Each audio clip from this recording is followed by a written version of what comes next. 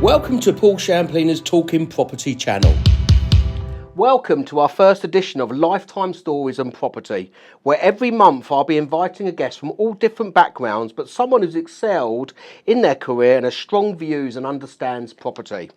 Welcome, Theresa Villiers. Great to be here. Former Cabinet Minister and MP and Member of Parliament from 1999 to 2024. 25 years. Wow, that's a long time, Theresa. It has flown by, it really has. So, Theresa, where did you grow up and why did you want to go into law and be a barrister? I grew up in St John's Wood, so I've moved all of about 12 miles from where I started in life. And I enjoyed a lot of debating at school, and I enjoyed studying history, which teaches you lots of great analytical skills, which apply very neatly to the law.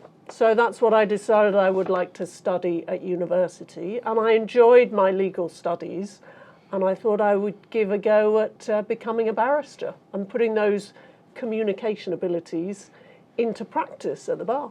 On your Wikipedia page, it says you are a direct descendant of King Edward II. Tell me about that. Well, quite a lot of what you read in Wikipedia isn't necessarily true, but that I believe is, because I've got a family tree that sets that out. But the thing is, almost everybody would also be descended from Edward II. Really? What, even me? Even you. Right, okay. Including Danny Dyer as well. Right. They had on a TV programme. That's reassuring. Because the reality is, when you go back that far, everyone's descended from everyone else. Okay. It's a kind of statistical thing, which means that basically we're all very, very distant cousins. Okay. So, but obviously I feel privileged to have that name in my family tree, but I'm, to be honest, not that unusual in that. okay, fair enough. Well, you learn something new every day. So tell me, what made you get interested to get into politics? To make a difference, because I love this country, and growing up in the 70s and 80s, it made a big impression on me that we were a very troubled economy and it looked like we were going into terminal decline, and then the Conservatives came in and turned that around and demonstrated that reducing taxes and using free market principles can make people better off. And that made a huge impact on me, and I wanted to play a part in ensuring that we run this country in a way which gives people real opportunities to realise their dreams and get the careers they want and live the lives they want. So that really inspired me. That is inspiring, most definitely. So tell me, your first job was member of the European Parliament. What did that entail? That I was one of several members for the whole of London. So the first thing it involved was getting to know places which I'd never actually even visited before, and that was I think for the first time I realised quite what an astonishingly huge and varied and diverse city London is. And in Brussels, representing London, I was very heavily involved in disputes over red tape and regulation, trying to turn those Brussels directives into something that was workable, particularly on financial services. I also rang alarm bells on whether the EU wanted to extend its powers and start charging us taxes. So those were some of the things I concentrated on. So from that experience, is that why you became a Brexiteer? Yeah. It Really? Radicalised me. It radicalised you, really? Seeing the system Right. in operation made me think, if we were making our own decisions about our own laws, have more control. we'd do better. Yeah, I can understand that. So then in 2005, you became an elected MP of Chipping Barnet, my local constituency. Had you always wanted to be an MP? Since I was really quite young. Really? Yes. It's unfashionable to admit that these days. Wow. But I think I was probably about 13 when I decided I wanted to be an MP.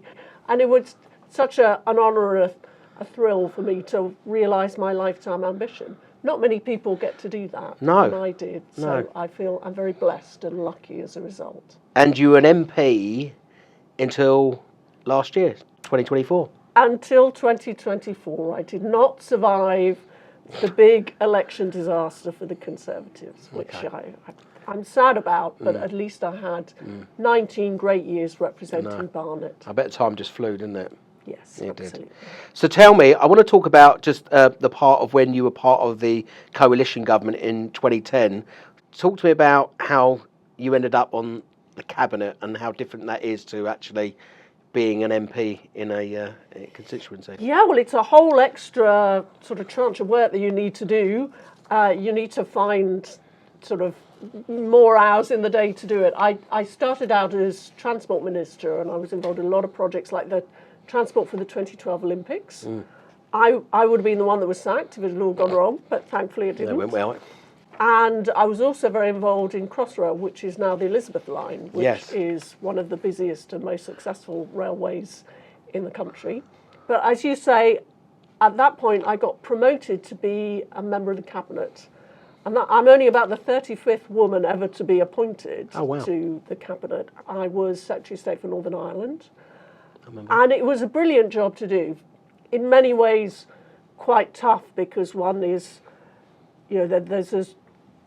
it can be very hard to reconcile the two sides and find a way through which is acceptable to both the traditions in Northern Ireland, the Unionists and the Nationalists. I really sort of devoted everything I could to bringing them together and finding common ground and finding kind of compromise. But it had its tough moments, certainly. Okay.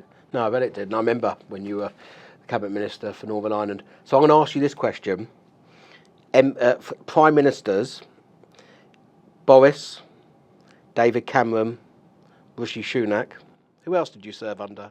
Just those three. Those three. Who was your favourite? I'm putting you on the spot now. I think Rishi was my favourite. Was he? Why? He was dealt a really rough hand. Yeah. He was Post-COVID. He was taking over at when the economy was still pretty bashed about as a result of COVID, Right. and he was particularly helpful on some really important local issues for me. We have some wonderful state-run nursery schools in Barnet, and for years their funding had been in jeopardy, and it was Rishi who finally fixed that. Oh, really? So I have that reason to be personally grateful. Yeah, because he worked for us locally. So I'll be thankful for it as I live in London Borough of Barnet. We're going to come to property now, Theresa, okay?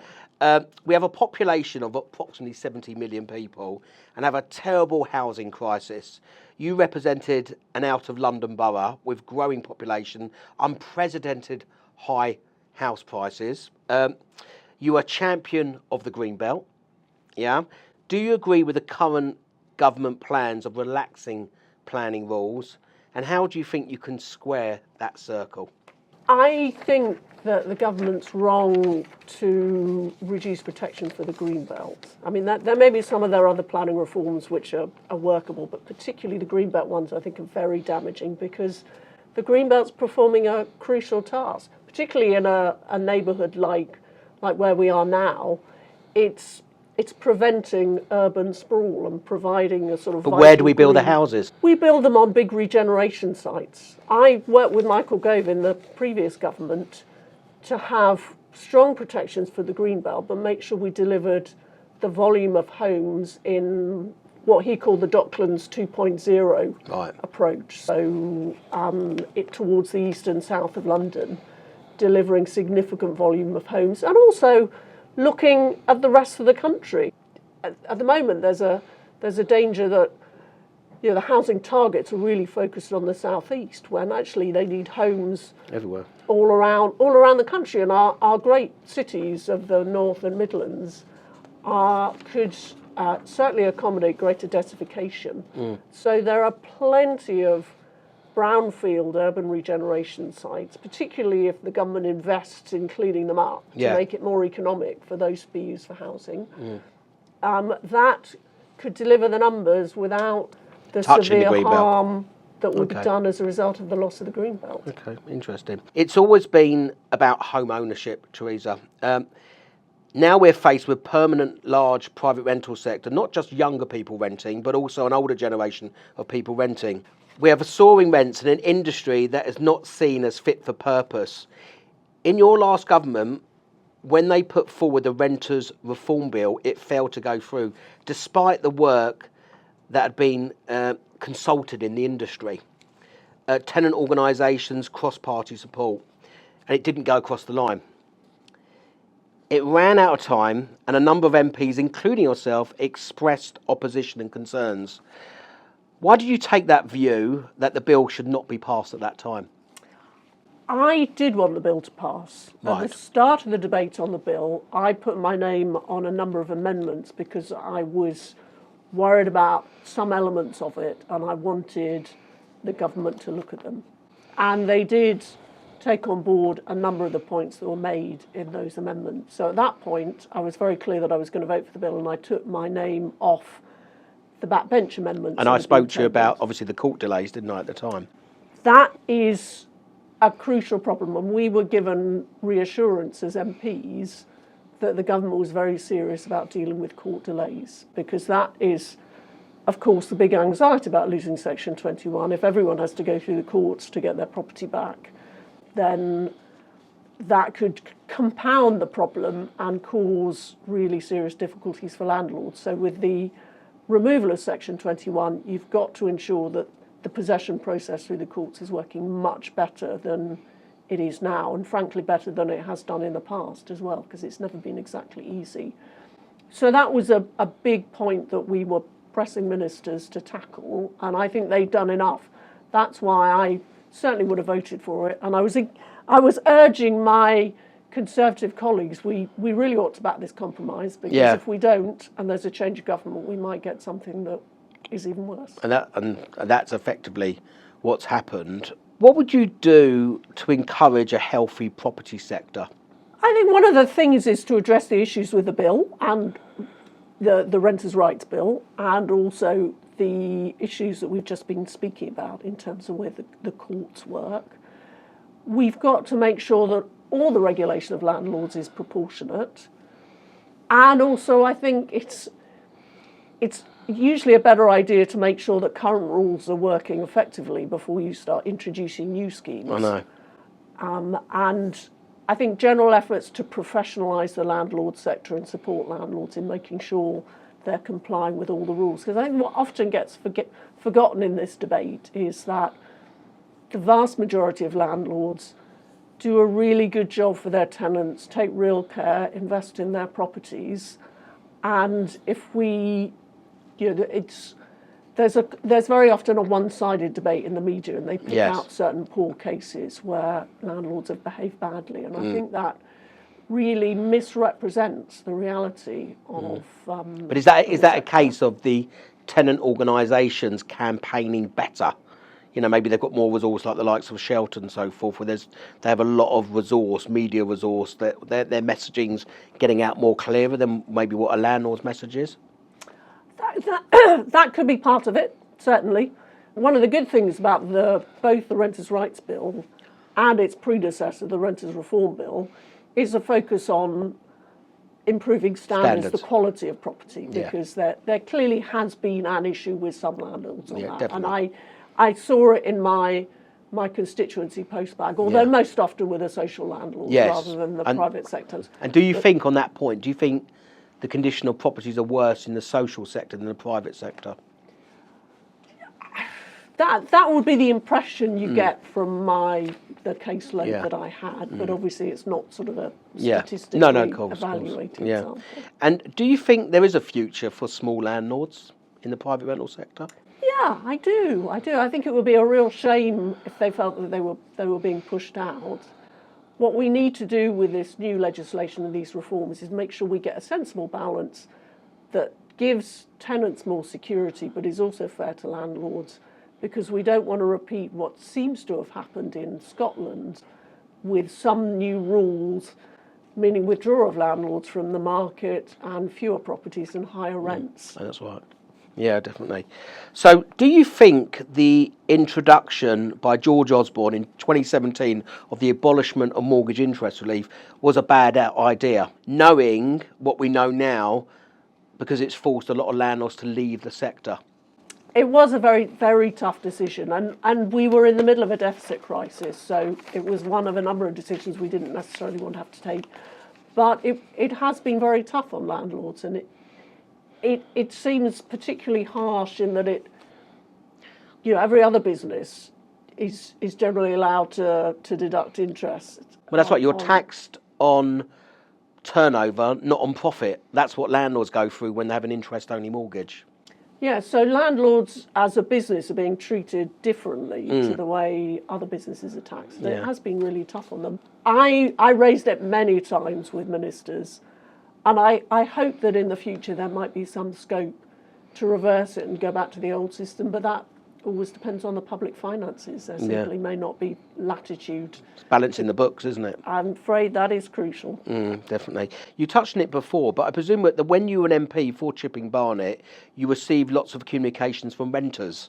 Now, both governments, yours and this one, has identified that renters need more protection. And you touched on it before about safer properties. Presumably, having longer term tenancies makes sense, but as under the proposals, they're scrapping fixed-term tenancies and they want periodic one-month tenancies. What's your view on that? We've got to make these new rules work. There is consensus that we need to give tenants greater security. But as I was saying before, the crucial thing is to get the balance right. And there are some aspects of the renters' rights, but in terms of how it impacts on student lets and people with poor credit records who want to pay up front, those are important questions which I hope the final stages of the parliamentary process Just go to the House of Lords. Look at, yes, before the legislation is finalised. Yeah. Because we face that difficulty that there's consensus that tenants need greater protections, but we don't want to skew the system so far that actually it has unintended negative consequences and it pushes rents up and makes it harder. And I remember speaking to one agent, 2022, which was high, he had 105 tenant applicants look for one property in Clapham. And that's how, I mean, it's tough being a renter. Coming to the end of our interview, how would you do the Renters' Rights Bill differently now, knowing things in hindsight? I think that we need to address some of those questions I was talking about before. And in particular, we need to make sure that the court system is ready and able to deal with the increase in possession proceedings. We also need to look at this upper tier tribunal because rent increases. The ability to take a rent increase to that tribunal, a lot of people are going to want to do that. So we need to make sure that we have the administrative systems in place ready to enable landlords to manage their properties and tenants to get a sensible answer where they have queries. So, and also we do need to make sure that we keep delivering new homes. I absolutely have been a campaigner against overdevelopment and protect the green belt, but as I was saying before, I think there are ways to deliver new homes without creating overdevelopment and without damaging the local environment. Isn't part of the problem that we've had 15 housing ministers in 13 years? Part of the major problem, we don't have continuity. Well, obviously you've got Kevin Hollyoake, who is an expert in property. He ran a successful lettings business. Should we have someone that knows about property being a housing minister? Shouldn't that be a no-brainer? Well, I'm the first person to say the way people deal with HR in politics is a bit frustrating. Right. This permanent recycling of ministers that you get given a job and then they take it away from you. And you go and get your feet under the table for no particular reason other than that's what happens in politics. I know. It's frustrating though. I agree. It would have been good to see more stability on the housing. You need continuity across all colours, I think, when it comes to housing. So I'm going to ask you a couple more questions, and then we're going to be done. What do you think was your greatest achievement as an MP, and what was your biggest regret? I think my greatest achievement was chairing cross-party talks in Northern Ireland to successful conclusions and achieving 2 cross-party agreements with successors to the Belfast Good Friday Agreement. And on both occasions, the devolved institutions set up under the Good Friday Agreement were on the brink of collapse. And we came back from that precipice. And that means we were able to get to the point where it had been the longest unbroken period of devolved government since the 1970s. Yeah. So, and I felt that in chairing those talks, I was able to add some value. Most definitely. Because it was really by no means an easy task. That's where your barrister debating skills came in well. Well, I hope so. All a lifetime's worth of experience.